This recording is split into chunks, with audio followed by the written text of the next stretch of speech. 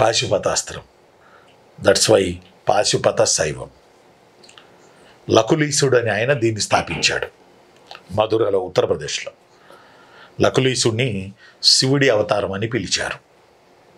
ఈ పాశుపత శైవం ఆంధ్రాలో కూడా వేంగిచాళుక్యుల పీరియడ్లో విస్తరించింది. పాశుపత శైవం శైవమత శాఖల్లో. ఈ పాశుపత శైవానికి అతి సమీపంలో ఒక పాశుపత శైవానికి రిలేటెడ్గా కాలముఖులు ఉంటారు. ఇంచుమించు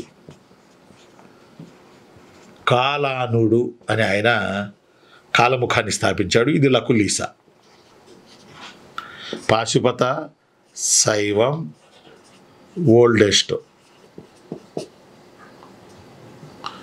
ఓల్డెస్ట్ శైవ సెక్ట్ పాశుపత శైవం. కాలముఖ శైవం దానికి రిలేటెడ్, దానికి దగ్గరలోనే ఉంటుంది. కాలముఖ శైవాన్ని కాలానుడు అని ఆయన ప్రవేశపెట్టాడు. కాలముఖ శైవం శైవమత శాఖల్లో ఎమోషనలిజం ఉంటుంది. కాలముఖ శాఖకు చెందినటువంటి శైవ సెయింట్స్ అందరూ కలిసి వేంగిచాళుక్యుల పీరియడ్లో విజయవాడలో సమస్త భువనేశ్వర ఆలయం ప్రాంగణంలో, విజయవాడలో సమస్త భువనేశ్వర స్వామి ప్రాంగణంలో సింహ పరిషత్ అనే దాన్ని పెట్టుకున్నారట.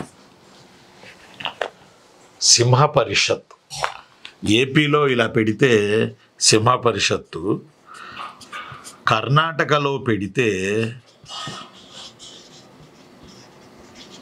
శక్తి పరిషత్. ఎవరు కాలముఖులు పెడితే కర్ణాటకలో పెడితేనేమో శక్తి పరిషత్తు. మన విజయవాడ భువనేశ్వర స్వామి ఆలయ ప్రాంగణంలో పెట్టారట.